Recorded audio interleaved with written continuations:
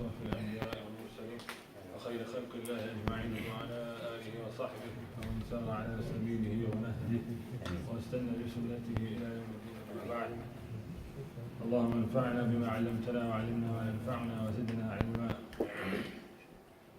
My dear respected brothers and elders, today we discuss a few ayat from Surah Al-Ahzab.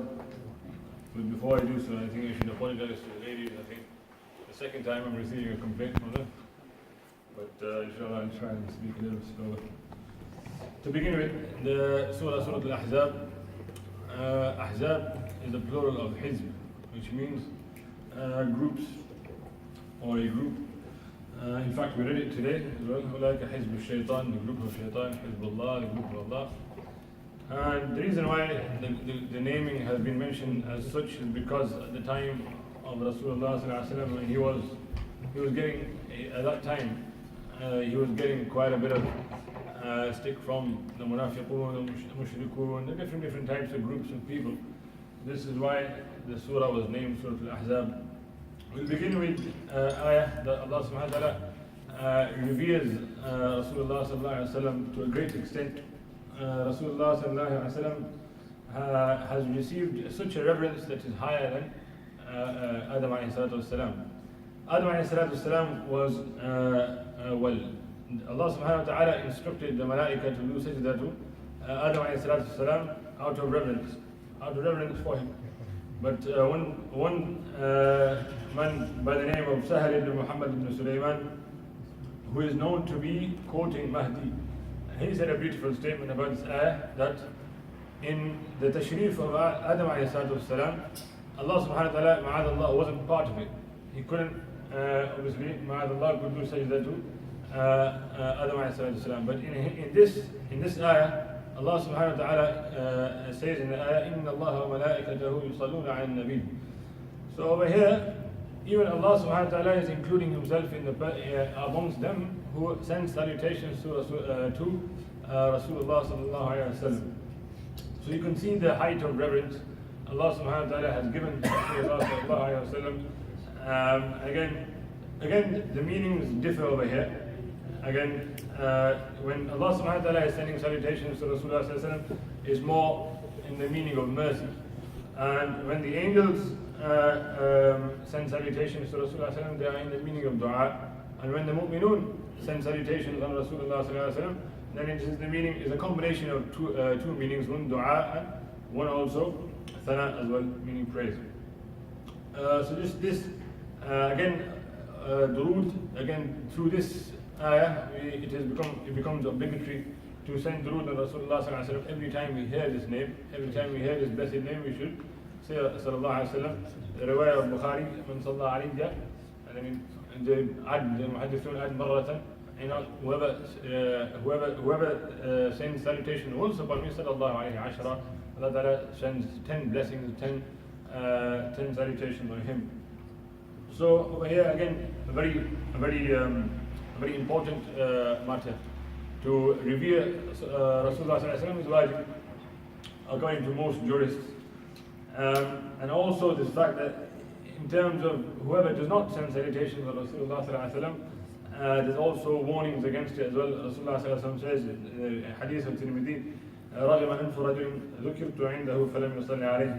That that person is gonna, is an expression to say that he's disgraced. That if I am mentioned near him and he does not send durood upon me.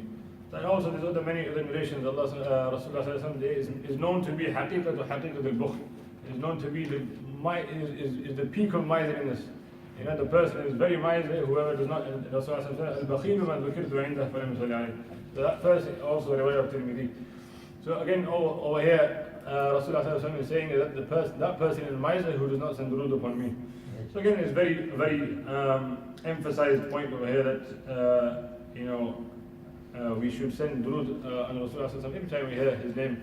Also, one, as I mentioned as a side point, that we shouldn't say alayhi salatu wasalam other than on Anbiya alayhi salatu wasalam. In Imam Bayhaqi, rahimahullah, he is mentioned in his Sunan al-Bayhaqi that the fatwa of Sayyidina Abbas radiallahu ta'ala anhu, he says that لا يصلى على أحد إلا على النبي صلى الله عليه وسلم.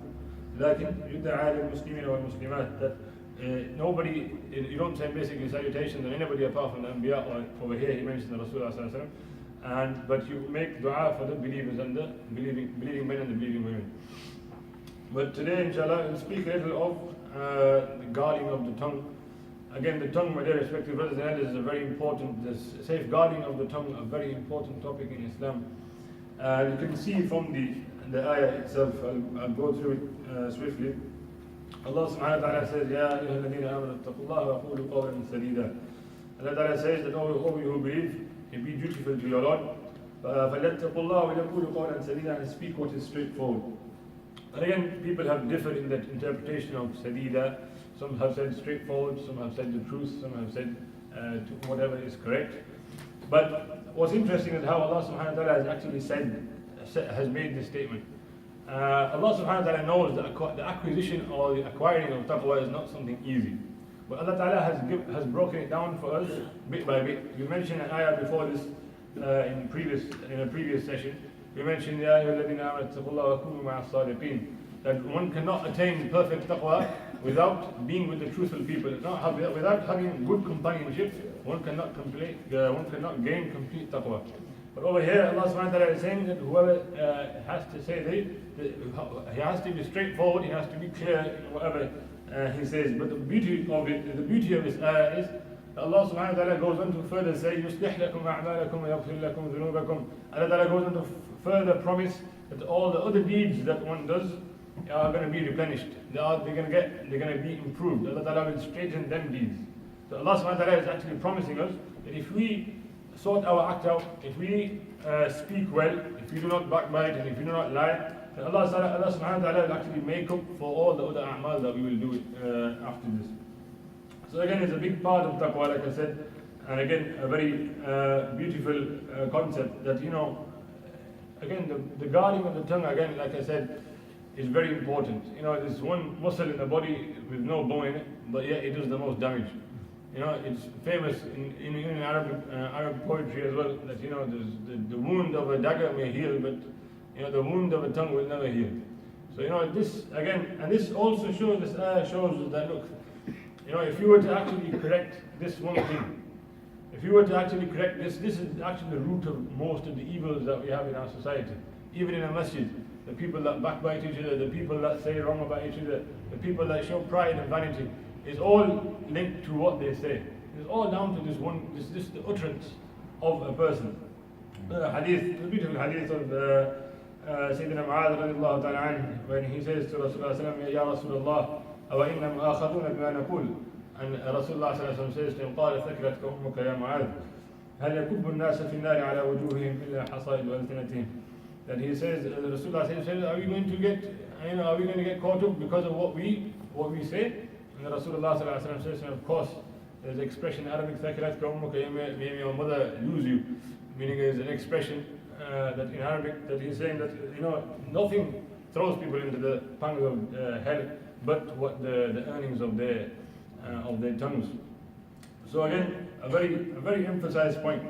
And like I said, one scholar actually says, by the name of Shah Abdul Qadir rahimahullah from Delhi, he mentioned that not only will our other deeds be rectified through our rectifying our tongues and rectify our speech, but also Allah Ta'ala will also make our worldly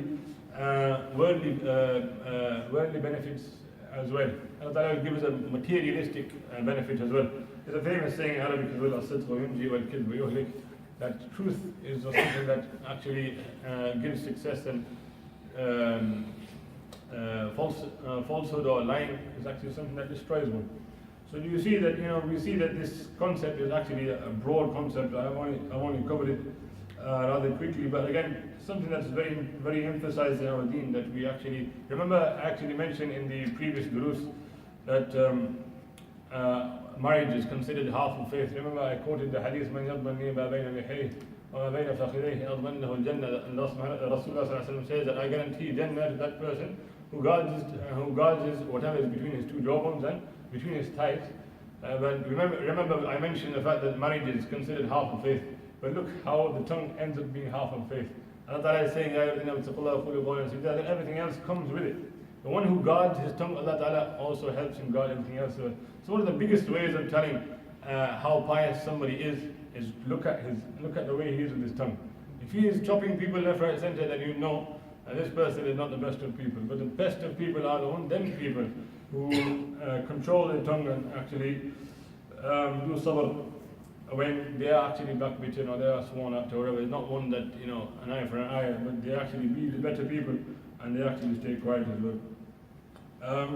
Just to finish off, again, another ayah, Allah subhanahu wa ta'ala says in another ayah, Ya ayyuha alladhina amanu dhkurullaha dhikran kathira.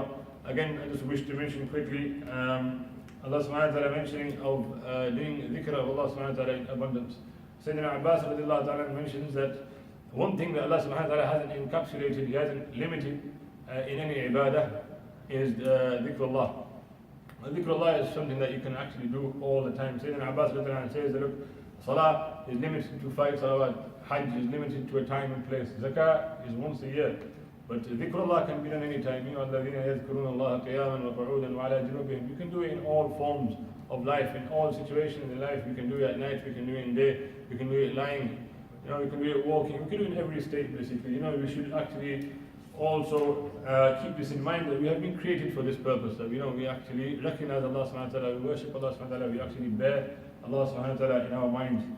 And again, there's another hadith where a Bedouin comes to Rasulullah sallallahu alaihi wasallam and he says to Rasulullah sallallahu alaihi wasallam that there's many obligations in Islam, there's many rulings in Islam, there's many things to do in Islam, but tell me something that's concise. Rasulullah sallallahu alaihi wasallam gave him this one advice, that لا يزال لسانك رطبا بذكر الله تعالى, that your tongue stays moist with the remembrance of Allah subhanahu wa ta'ala. This is the best advice one can give. Rasulullah sallallahu alaihi wasallam giving this such advice. If you can remember Allah subhanahu wa ta'ala in all scenarios, in all conditions, and that is definitely a great achievement. May Allah subhanahu wa ta'ala give us all the ability to safeguard our tongues and do amal upon what has been said.